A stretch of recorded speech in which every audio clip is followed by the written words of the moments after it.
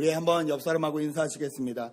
7월에도 너무 수고하셨습니다. 이렇게 한번 인사하시면 좋겠습니다. 예.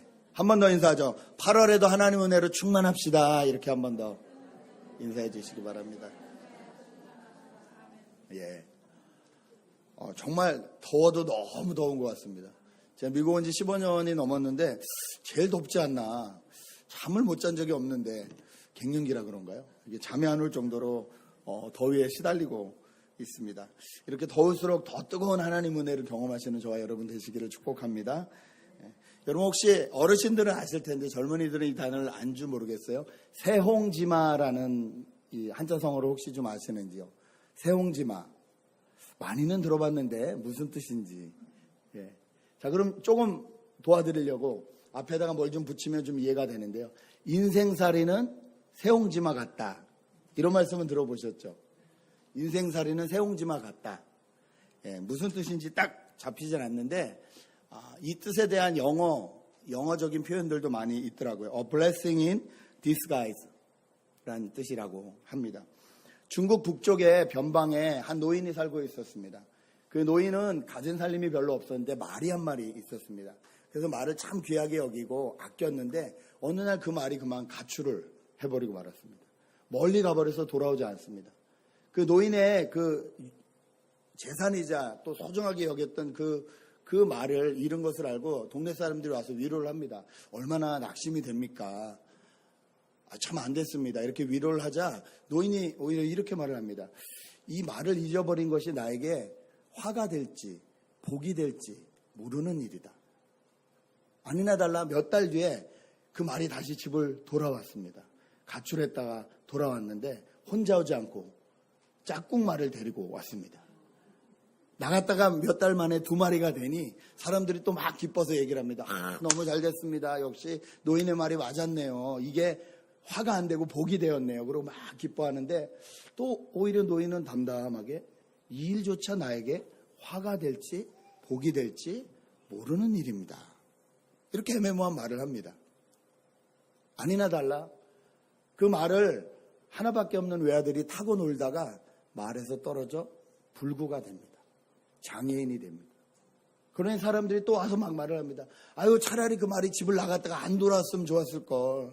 멀쩡한 자식이 이제 장애인으로 살아야 되니 얼마나 속이 상하겠습니까?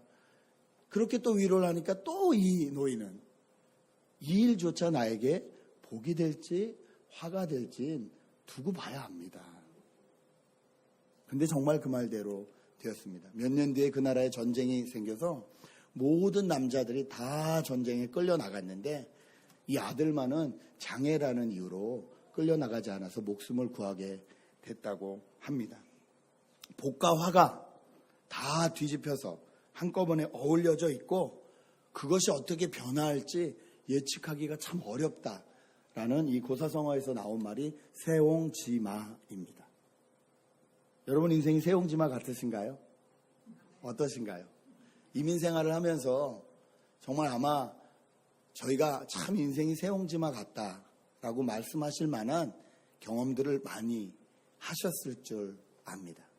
그런데 저희보다도 더 인생이 정말 기구하고 구구절절할 말이 많은 인생이 이 바울입니다. 바울이 어떤 사람입니까? 유대인입니다. 당시에 가장 힘이 센 나라 로마의 시민권자입니다. 저 이민생활 해봐서 알지만 미국 시민권이 그렇게 부러울 때가 많잖아요. 그런데 유대인에다가 로마 시민권에다가 공부를 얼마나 잘했는지 가말리엘이라는 가장 똑똑한 선생님 밑에 수제자로 있었습니다. 가만히 있으면 이제 교수 자리는 따놓은 거예요. 출세길이 열렸어요.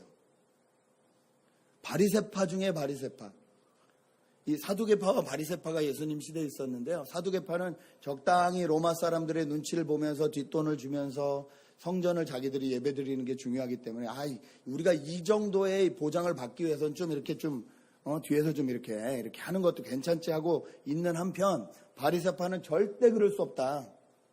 하나님 말씀대로 살아야지. 쟤 무슨 짓이냐 그러면서 말하던 게 바리새파거든요. 그 바리새파 중에 바리새파였던 사람이 바울입니다. 그래서 예수가 하나님이다라고 말도 안 되는 소리를 하는 사람들을 막 잡으러 다녔던 열심당이기도 했습니다. 그런데 이 바울이 예수 그리스도를 다메섹 동산에서 만나고 말죠. 사울아 사울아 네가 나를 왜 핍박하느냐. 이 말 가운데 진짜 자기가 책으로만 알았던 하나님, 어떻게 말씀을 지키고 살아야 되는지, 살인하지 말라, 간음하지 말라, 도덕질하지 말라, 내 이웃 것을 탐내지 말라, 이 말씀들을 지키기 위해서, 철저히 지키기 위해서, 안식일날 일하지 말라 그래서 사람이 물에 빠져도 구하지 않을 정도로 철저히 말씀을 지키기 위해서, 그래야 구원을 받는다고 생각했던 바울에게 예수님이 찾아오셔서 사울아 사울아 네가 왜 나를 핍박하느냐. 이 말씀 가운데 진짜 하나님의 뜻이 무엇인지, 진짜 하나님의 말씀의 깊은 뜻이 무엇인지 깨닫게 된 바울은 인생이 변해버립니다. 여러분, 저희가 지식으로 아는 것과 그 지식이 내 안에 녹아서 경험되는 것은 전혀 다른 이야기입니다. 바울은 하나님을 지식으로만 아는 사람이 아니라 그 지식 가운데 예수 그리스도를 통해서 하나님을 몸으로 체험하고 자기 인생을 통해서 체험해서 정말 하나님의 뜻이 어디 있는지, 하나님이 무엇을 원하는지를 정확히 깨닫게 된 사람입니다. 그래서 바로 예수 믿자마자 나가서 예수가 그리스도가 맞다, 예수가 우리 구약에서부터 우리 선배들이 그렇게 기다리던 메시아가 맞다라고 막 외치고 다닙니다. 아니, 이렇게 예수 안 믿던 사람이 예수 믿게 되었으면, 하나님을 제대로 알지 못했던 사람이 하나님을 제대로 알게 되었으면 이제부터 길이 훤히 열리고 하나님이 축복을 해주셔야 되는데, 바울에게 주어진 길은 그렇지 않았습니다. 자기 동족에게 핍박을 받는데, 어느 정도 핍박을 받느냐, 바울을 잡아 죽이지 않고는 내가 밥도 먹지 않겠다는 사람들이 40명이 될 정도로 극심한 핍박을 받습니다. 가는 곳마다 괴롭힘을 당합니다. 여러 번 매맞고 여러 번 감옥에 갇히고 죽을 고비를 한두 번 넘기는 게 아닙니다. 저희 같으면 이러면 예수 믿을까요? 저희 같으면 이러면 예수를 전할까요? 그냥 그만두고 싶지 않을까요? 내가 뭔가 잘못하고 있는 게 아닌가? 이런 생각이 들지 않을까요? 그런데도 바울은 계속 자기가 만난 예수 그리스도를 증거합니다. 유대인들이 가짜 이 죄를 뒤집어 쓰여서 재판을 했죠. 그래서 보니까 오히려 유대인들 손에 맞아 죽게 생기니까, 그 당시에 예수님 시대에 이 이스라엘을 다스리던 나라는 로마입니다. 우리나라가 일제치하에 있었듯이 로마가 이렇게 이스라엘을 다스리고 있었기 때문에 로마 시민권자였잖아요. 그러니까 유대인 예루살렘 사람들이 이 바울을 죽일 수 없는 거예요. 그렇잖아요. 저희 나라 사람이 미국 시민자를 사용할 수 없죠. 미국 재판에 보내야 되죠. 마찬가지로 그래서 바울이 내가 로마 시민권자다 얘기하는 바람에 이 사람이 로마로 파송되게 됩니다. 거기서 재판을 받으려고. 가는 길이 그럼 편해야 되는데 가는 길도 편치 않습니다. 배 타고 가는데 큰 풍랑을 만나서 배 안에 있는 276명이 다 죽게 생겼습니다. 하나님의 은혜로 하나님의 음성을 들어서 바울이 또 권면을 해서 겨우겨우 그 고비를 넘기고 어떤 섬에 도착을 합니다. 난파된 곳에서 섬에 도착해서 그곳에서 이제 좀 추운 몸을 녹이려고 나뭇가지를 모아서 불을 쬐는데, 그 나뭇가지 사이에서 독사가 기어 나와가지고 바울의 손을 뭅니다. 뭐 이런 인생이 다 있습니까? 한 번도 편한 적이 없습니다. 이 고비 넘기면 또 다른 고비, 이 고비 넘기면 또 다른 고비. 고비가 계속되는 인생을 살다가 겨우겨우 로마에 왔습니다.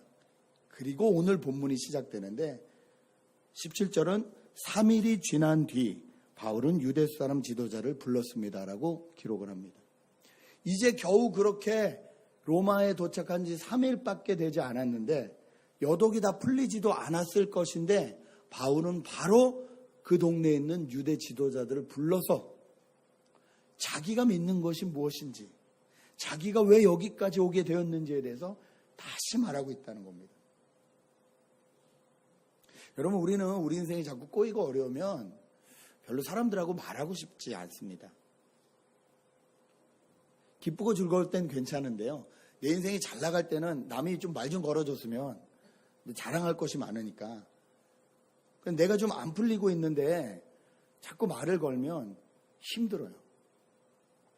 제가 아는 친구가 약대를 가고 싶어서 열심히 노력을 하고 트라이를 계속 하는데 이게 1년, 2년이 아니라 지금 한 5년째 안 되고 있어요. 나이가 또 들잖아요, 점점. 이 친구가 관계를 다 끊어버렸어요. 저기 타주에 사는 친구가 있는데 제가 이번 주에 그 타주에 사는 친구하고 우연히 전화를 해봤는데 그 친구하고 유일하게 연락을 한대요. 목사님 찾아가라, 목사님 기다리신다 그랬더니 나중에 갈게. 저는 이렇게 인생이 고난이 계속 쌓이고 내 안에 어려움이 있으면요 자꾸 사람들을 피하고 싶어집니다. 그런데 바울은 지금 죄인의 입장으로 로마에 와 있는 거거든요.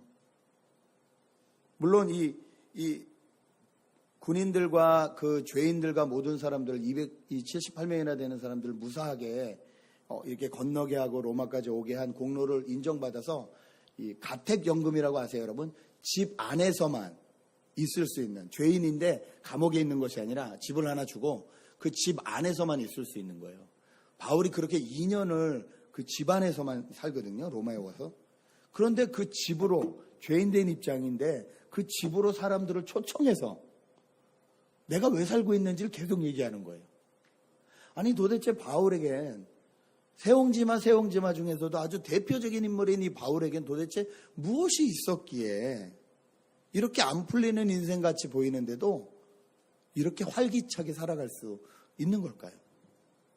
오늘 이 본문을 통해서 바울이 가지고 있는 것이 무엇인지 한번 저희가 살펴보며 은혜를 나누기 원합니다. 첫 번째 바울에게 있는 것은 20절에 나오는 것이었습니다. 20절 말씀을 제가 읽어드리겠습니다. 그렇기 때문에 내가 여러분을 만나 이야기하고자 한 것입니다. 내가 이 쇠사슬에 묶여있는 것은 이스라엘의 소망 때문입니다. 바울은 내가 유대인으로서 유대 사람들이 지키는 관습이나 이런 걸 안 지킨 적이 없다.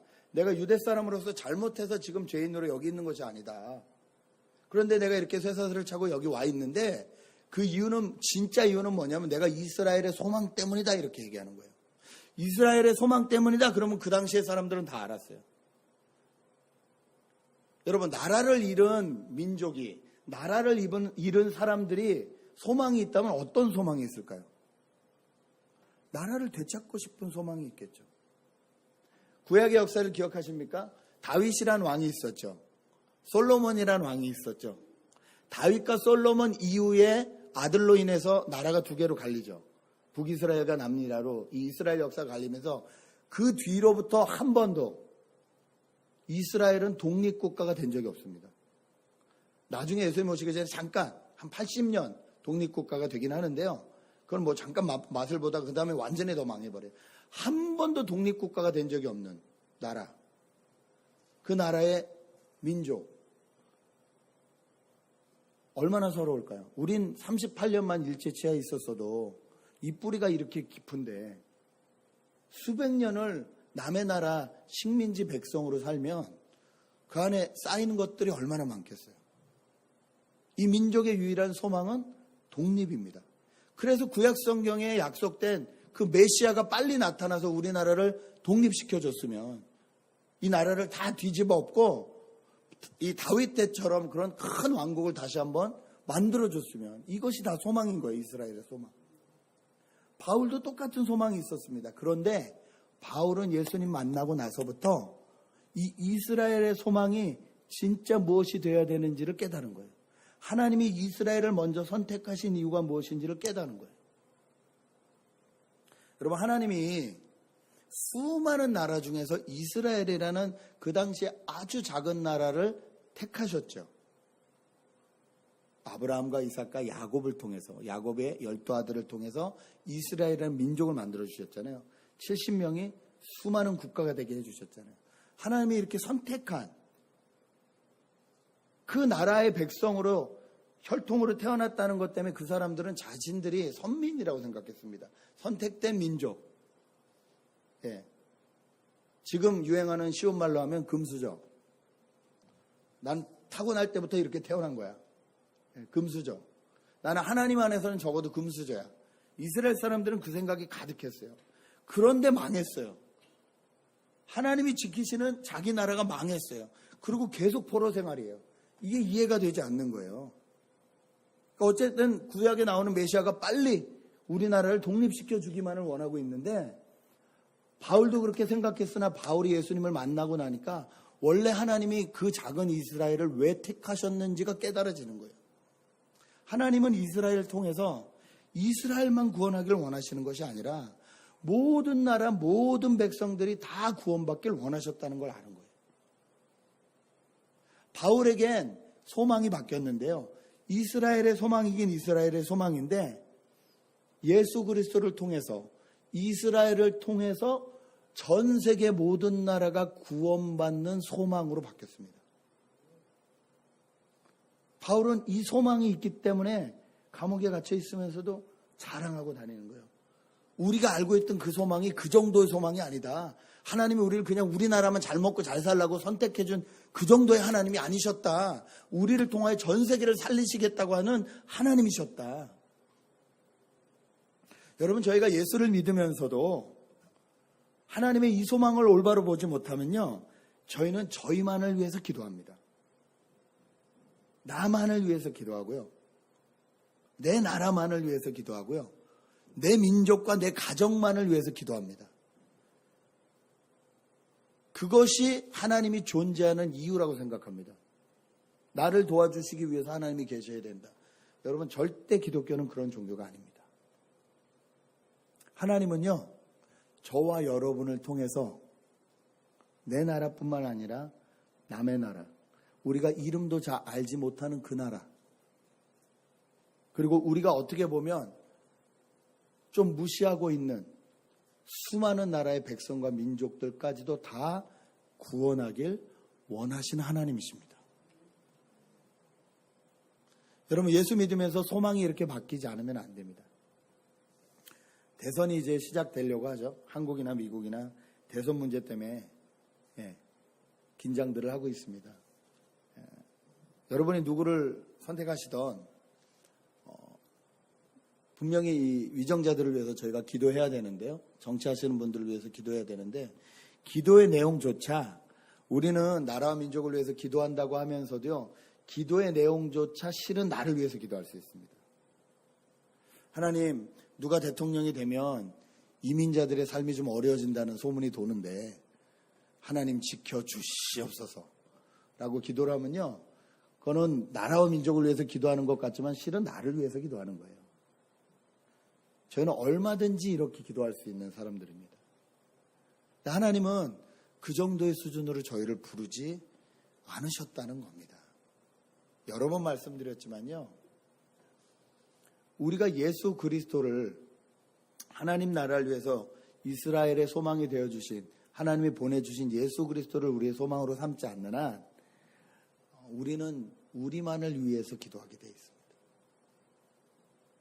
바울은 그것이 아닌 걸 알았기 때문에, 로마는 어떻게 보면 지금 이스라엘을 다스리는 나라잖아요. 적국이잖아요.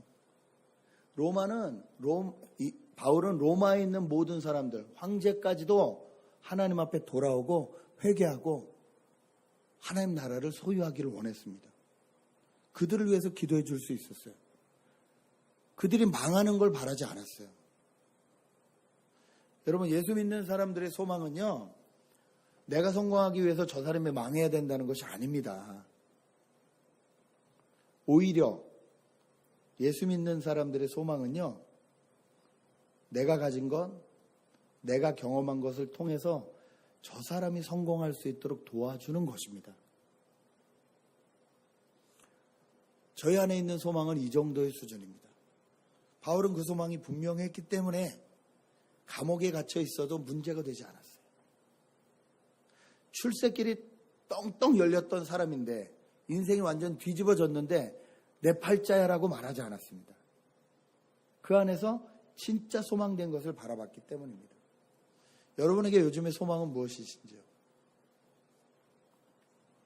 한 친구가 얘기를 하더라고요. 4살짜리 딸이 친구 집에 놀러 갔다 하더니, 엄마, 아무개 집은 넓어.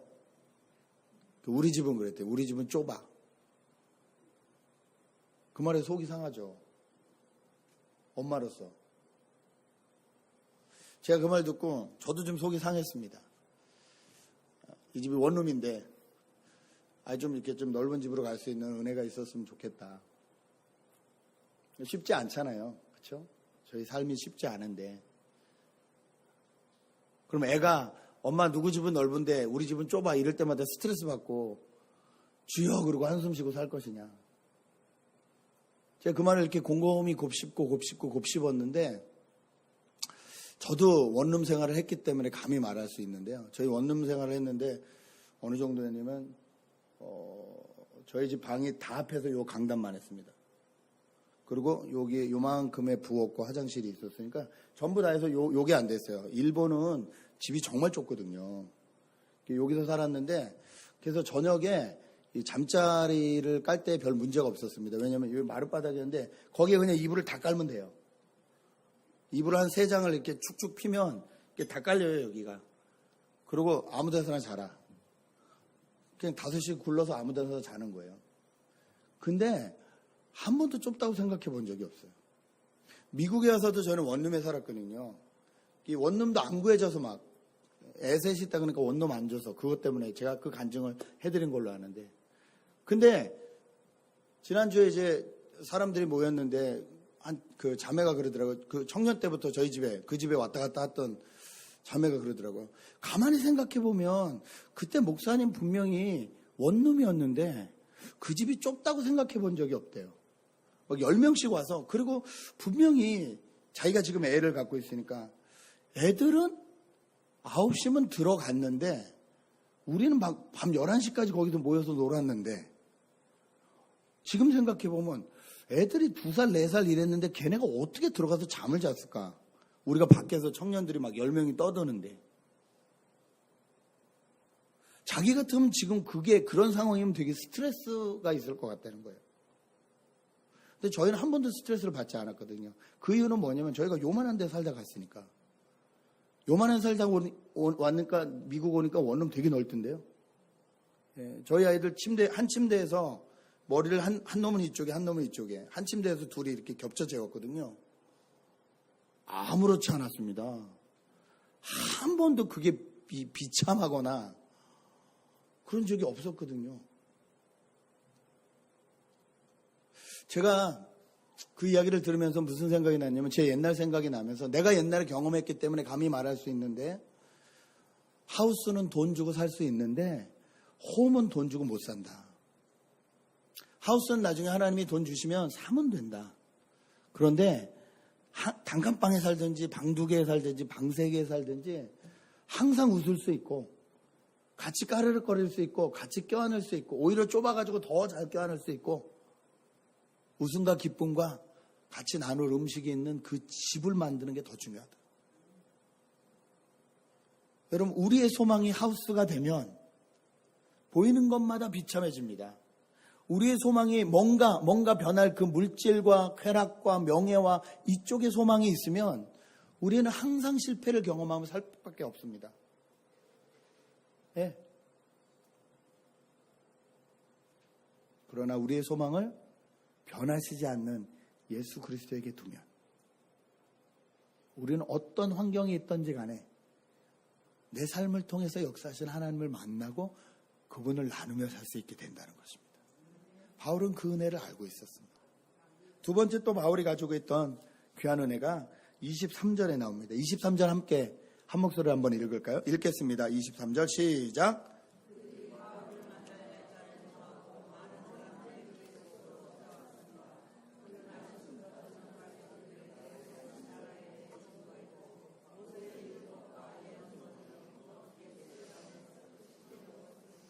아멘.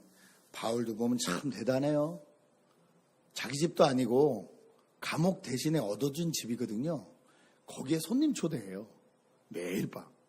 이리 와라. 그래서 뭘 가르칩니까? 하나님 나라에 대해 증거했고 모세율법과 예언서들로부터 예수에 관해 설득시키려고 했습니다. 제가 저희 교회에서 하나님 나라에 대해서 꽤 많이 설교를 했다고 작년 내내 하나님 나라에 대한 주제에 대해서 설교를 했다고 생각했는데 어젯밤에 제 아내가 저한테 그러더라고요. 당신이 말하는 하나님 나라가 뭐야? 가장 측근에 있는 여인으로부터 1년 내내 설교했는데 당신이 말하는 하나님 나라가 뭐야?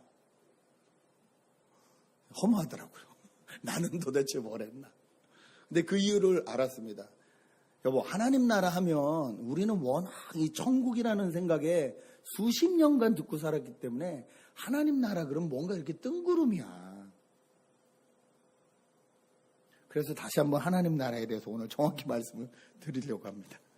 하나님 나라는요, 우리가 죽어서만 갈 천국을 말하지 않습니다. 예, 그것도 포함하는데요. 진짜 하나님 나라는 뭐냐면요, 저기가 됐든 여기가 됐든 하나님 나라의 진짜 의미는 하나님이 다스리는 상태입니다.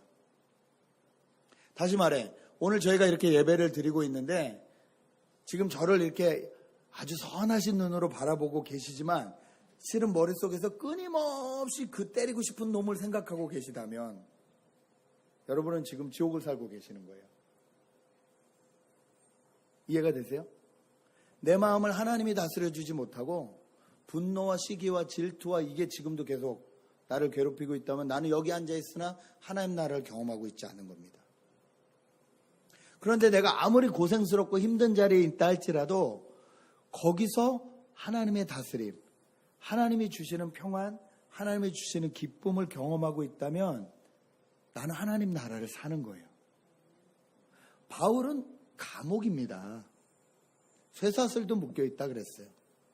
얼마나 불편하겠습니까? 얼마나 부자연스럽겠습니까? 저희는 자유를 외치잖아요.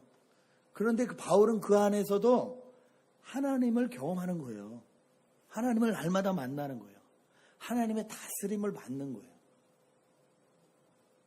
바울에게 이 하나님 나라가 있었기 때문에 환경에 매이지 않았습니다. 그리고 자기가 믿는 바를 담대하게 계속 전할 수 있었습니다. 저는 여러분이 하나님 나라를 날마다 경험하셨으면 좋겠습니다. 하나님 나라는요, 하나님을 믿는 사람들에게 주어지는 나라입니다. 하나님의 뜻과 하나님의 방법을 아는 사람들에게 주어지는 나라입니다. 나에게 주어진 물질이 있는데 이 물질을 가지고 내가 다 써버리는 방법이 있습니다. 그런데 나에게 주어진 물질이 있는데 이 물질을 가지고 하나님의 나라가 어떻게 임해야 되는지를 구하는 방법이 있습니다. 하나님 나에게 이런 물질이 주어졌는데 이 물질을 통해서 내가 다 쓰는 것이 내 평안이고 내 기쁨이고 내 즐거움이라면 그렇게 하십시오. 그렇게 할 때도 하나님 나라가 임할 수 있습니다. 그러나 또 하나님이 나에게 이런 물질을 주셨는데 내가 이걸 누구랑 나누면 더 기쁘겠다. 하나님 누구랑 나눌까요? 기도했을 때 생각나는 사람이 있다면 아무렇지도 않게 가서 그 사람 오늘 밥 좀 사주고 그 사람에게 아주 작은 선물 그냥 하나 해주고 이러면서 경험할 수 있는 놀라운 하나님 나라가 있습니다. 이것은 내가 있기 때문에만 누릴 수 있는 하나님 나라가 아닙니다. 없는 가운데도 누릴 수 있는 하나님 나라입니다. 제가 아는 목사님은 계신데요. 아기만 5이세요. 이분이 늦게 장가를 가셨는데 줄줄이 아기만 나셔서 애만 5이세요. 부인하고 무려 12살 차이가 나요. 근데 이분이 그러니까 항상 돈이 없으시죠. 근데 저는 이분이 굶는 걸 본 적이 없어요. 그리고 항상 보면 어디 이렇게 뭐 좀 보면 어디 가 계세요. 시애틀에도 가 있다가 한국에도 가 있다가 중국에도 가 있다가 아니 돈도 없는 양반이 저렇게 잘 돌아다니나. 근데 이분이 정말 잘하는 게 있으세요. 이분은 있든 없든 나누려고 하세요. 주머니에 10불 있으면요. 그날 10불 옆에 있는 사람들한테 다 써야 돼요. 진짜 그렇게 사세요. 그리고 이분은 뭐든지 주세요. 저는 처음에 다 믿었어요, 정말. 이분은 그 사람 어때? 그럼 정말 좋아요. 얼마나 좋은지 몰라요. 그래서 저는 그 사람이 정말 좋은 사람인 줄 알았어요. 나중에 보니까 아니에요. 아닌 면도 많아. 근데 이분은 단점을 절대 안 봐요. 장점만 봐요. 그 사람 정말 좋다. 그래서 뒤통수 많이 마시셨어요. 그래도 그분 욕하는 걸 본 적이 없어요. 근데 항상 그분 옆에 사람이 붙어요. 목사님, 우리 중국 가는데 목사님 좀 같이 가실래요? 제가 좀, 목사님 저희가 경비 다 될 테니까 그냥 목사님 같이 가주세요. 그래서 중국 가고. 이러고 사세요. 뭐가 있어서 나누는 게 아니라 항상 하나님 나라의 관점에서 하나님의 임재를 누리시면서 그렇게 말씀하시고 사시니까 주변에 그 하나님 나라를 경험하고 싶은 사람들이 붙더라고요. 시기와 질투와 경쟁과 투쟁 같은 이 인생 가운데서 저 사람을 만나면 평안하거든요. 저 사람을 만나면 위로가 되거든요. 저 사람과 얘기를 하면 힘이 나거든요. 내 돈 줘서라도 만나고 싶은 거예요. 제가 그 목사님에게 참 많이 배웁니다. 그리고 저는 여러분이 그런 분들 되셨으면 좋겠습니다. 여러분, 하나님 나라는요, 하나님이 나를 다스리시는 상태예요. 내 환경과 상관없어요. 하나님은 우리를 이미 다스리십니다. 왜요? 우리를 자녀 삼으셨기 때문에. 우리를 자녀로 불러주셨기 때문에. 제가 애가 셋이 있는데요. 제가 남자애들한테 좀 이렇게 엄합니다. 그래서 저는 이 큰아들한테 집에 살고 있음에도 불구하고 생활비를 내게 하고요. 생활비를 받아요. 근데 제 지갑이 한없이 열리는 사람이 있어요. 제 막내딸입니다. 걔는 볼에만 뽀뽀해도 10불을 받아요. 하도 안 해줘서. 근데 제가 걔를 보면서 무슨 생각을 하냐면요. 얘 주려고 돈 벌지 이런 생각을 해요. 내가 돈이 왜 필요할까? 얘 주려고. 애교를 잘 못 떠는데 가끔 애교를 떨어요. 그럼 그날은 그냥 열렸네요. 봉투 열렸네. 다 가져가라. 다 가져가도 별로. 제가 보통 이제 와이프하고는 뽀뽀 한번 해봐 10불 줄게 이렇게 얘기하는데 막내딸하고는 뽀뽀 한번 해봐 100불 줄게 이렇게 얘기해요. 저는 걔를 보면서 하나님의 마음을 참 많이 배웁니다. 조건이 없어요. 조건이. 근데 하나님이 저희를 그렇게 보신다는 거죠. 하나님 저에게 조건 다실까요? 네가 이렇게 살면 내가 축복해 줄게. 아니요. 저는 죄송하지만 제 딸이 공부 못해도 괜찮고요. 자기는 키도 작고 뭐 어쩌다고 말이 많은데 그렇게 생겼어도 저는 괜찮아요.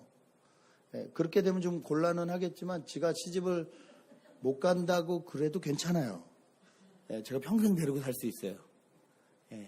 엄마는 싫어하겠지만 무조건이에요. 하나님이 저희를 무조건 사랑하십니다. 여러분, 하나님 나라는 이런 거예요.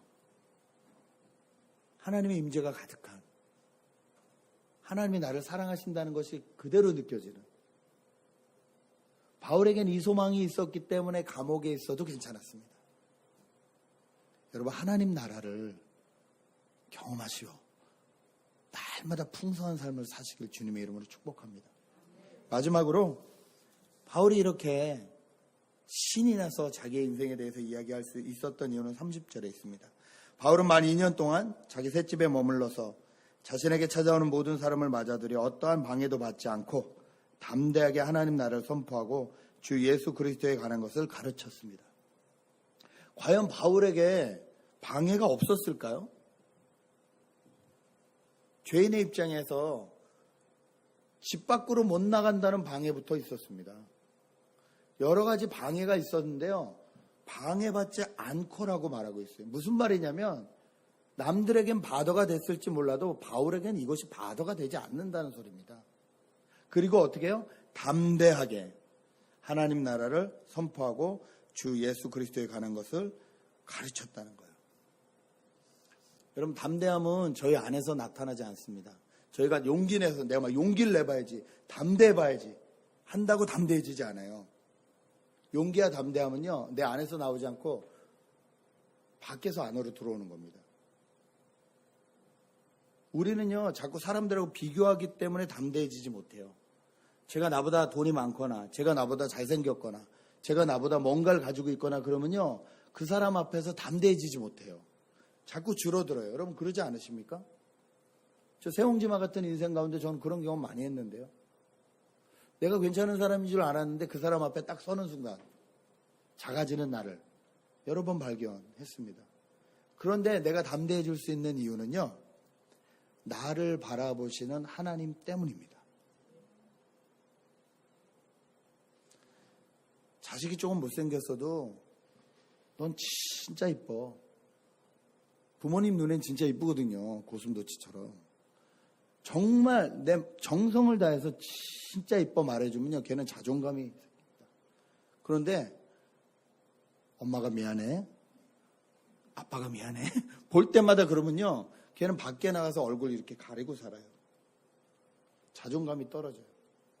하나님은 저희를 자녀 삼으신 다음에 뭐라고 말씀하셨냐면, 담대해라, 세상을 내가 이겼다, 이렇게 말씀하셨어요. 내 자녀된 너희들아, 담대해라.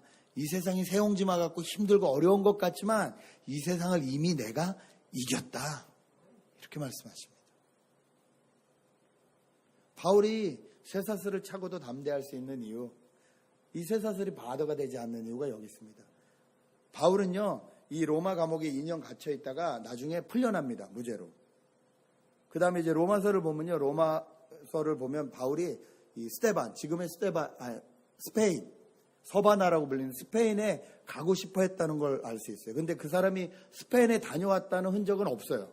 그래서 갔는지 안 갔는지 잘 몰라요. 어쨌든 2년 로마에서 감옥 생활했다가 풀려나서 또 2년 정도 지나고 나서 나중에 네로 황제의 그 기독교의 심한 박해 때 다시 체포돼가지고 바울은 순교합니다.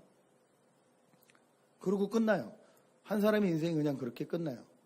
이 사도행전이 만약에 바울을 위한 글이었다면 바울에 대해서 좀 더 위로하거나 그는 하나님의 사람이었다 이런 말이 있어야 되는데, 오늘 말씀은 전혀 그런 걸 말하지 않고 그냥 맨 마지막에 어떠한 방해도 받지 않고 담대하게 하나님 나라를 선포하고 주 예수 그리스도에 관한 것을 가르쳤습니다라고 끝납니다.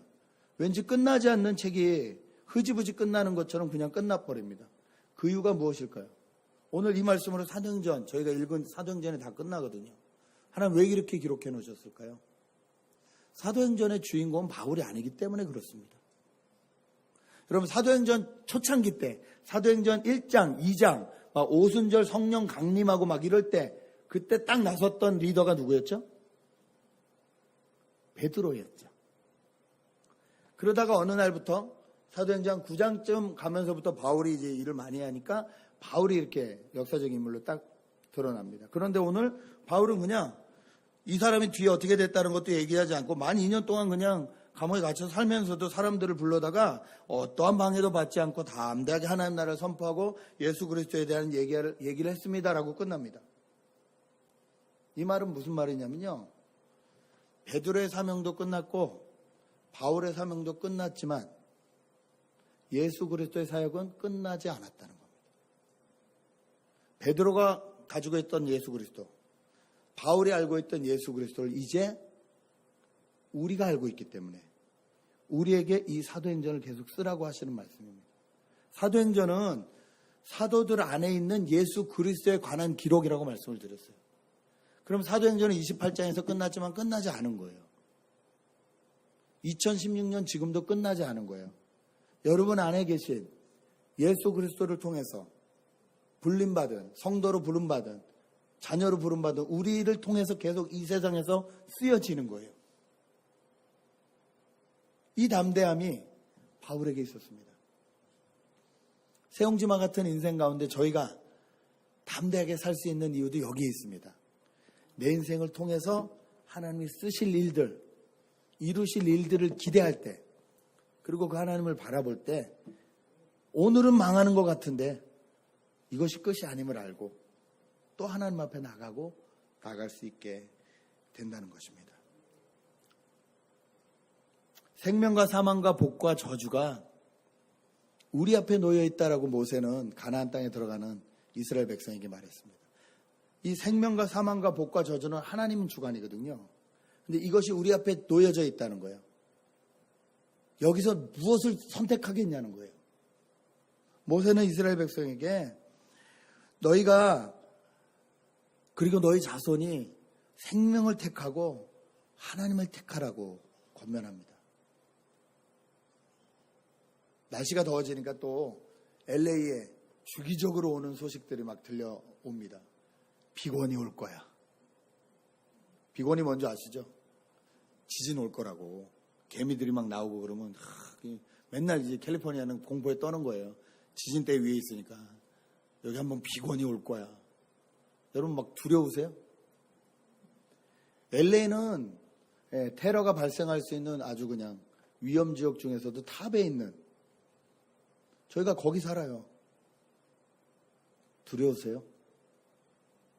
세상은 기쁜 소식보다 두렵고 슬프고 겁나게 하는 소식들이 가득해요. 이 세상 가운데서 우리가 담대하게 살아갈 수 있는 이유는 무엇일까요? 예수 그리스도가 소망이기 때문입니다. 하나님 나라를 경험할 수 있기 때문이고요. 세상을 이기신 하나님이 우리 하나님이시기 때문입니다. 마지막으로 저는 어려운 가운데 이 소망을 품고 있는 한 젊은 친구를 여러분에게 소개해 드리려고 합니다. 영상을 보시면서 한번 좀 은혜를 나눴으면 좋겠습니다. 잠깐 불을 꺼주시고요. 영상을 함께 보겠습니다.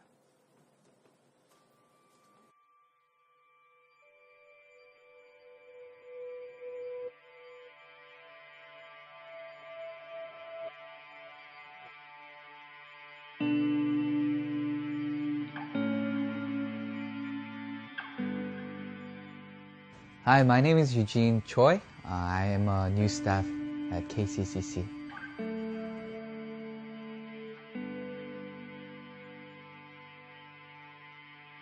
On May 22nd, I got stabbed by a stranger.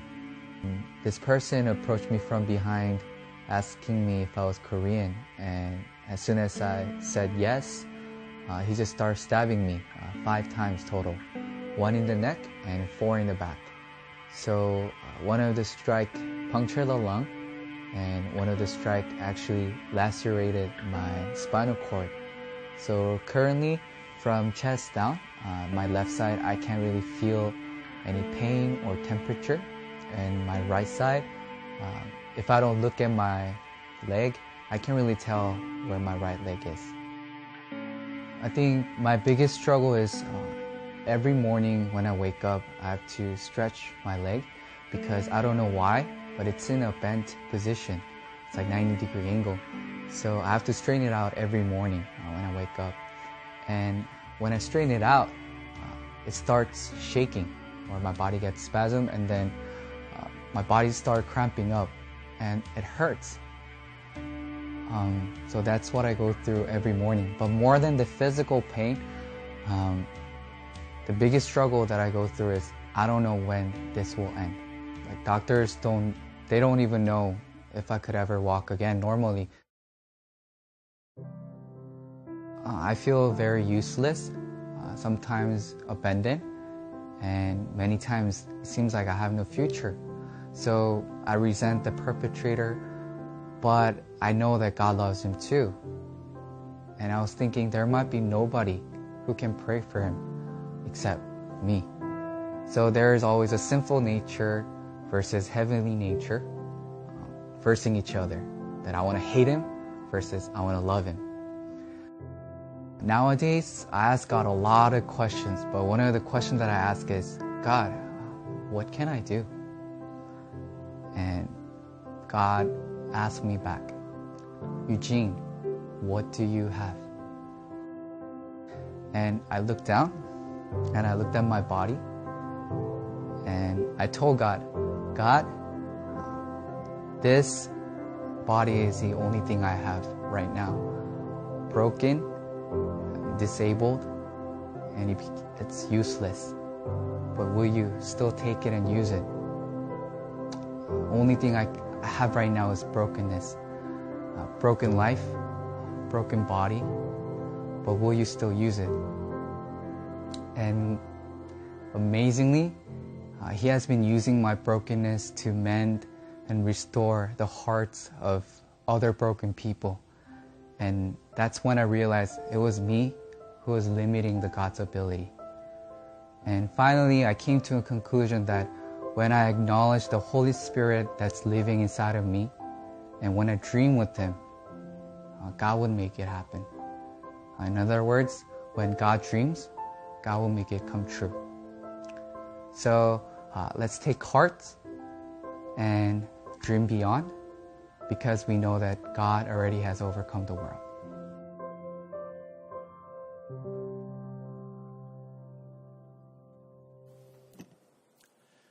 (20대) 초반인 이 친구에게 예수 그리스도가 소망이 되지 않는다면 살 수 있었겠습니까? 이제 갓 20살이 넘은 이 청년이 하나님 나라를 보지 못했다면 이런 고백을 할 수 있을까요? 여러분, 우리는 저에게 주어진 인생이 슬프고 어렵고 고통스럽다고만 말을 합니다. 그러나 하나님은 말씀하십니다. 예수 그리스도가 소망이 되면, 그 안에서 하나님 나라를 경험하게 되면 그 인생은 하나님에게 쓰임받는 인생이 될 수 있다. 이 친구를 저희가 초청해서 함께 예배를 좀 드리려고 계획하고 있습니다. 찬양 인도를 잘하는 친구예요. 그런데 이제 더 이상 서서 찬양 인도를 하진 못해요. 근데 저는 그 예배가 너무 기대가 됩니다. 하나님이 얼마나 우리를 만져주실까. 여러분에게 주어진 인생을 감사하시고 날마다 하나님을 경험하는 8월이 되셨으면 좋겠습니다. 세옹지마 같은 인생 가운데 예수 그리스도 한 분이면 충분합니다. 이렇게 고백하시는 귀한 날이 되시길 주님 여러분을 축복합니다. 같이 한번 기도했으면 좋겠습니다. 지난 한 주를 돌아보며 한번 기도할까요? 어떤 일이 있으셨는지요? 얼마나 좋은 일이 있으시고 얼마나 힘든 일이 있으셨는지요? 얼마나 속이 상하고 또 얼마나 기쁜 일이 있으셨는지요? 그 일들을 통해서 그냥 나 혼자 한숨 쉬고 끝나셨는지, 아니면 하나님의 뜻을 찾으셨는지요? 주님, 어떤 일이 있어도 하나님을 바라보기 원합니다. 내 인생을 통해서 말씀하신 하나님을 경험하기 원합니다. 그리고 내 인생을 통해서 하나님 나라를 경험하고 싶습니다. 그 마음으로 다시 한번 회개하며 기도했으면 좋겠습니다. 함께 기도하십니다. 주님.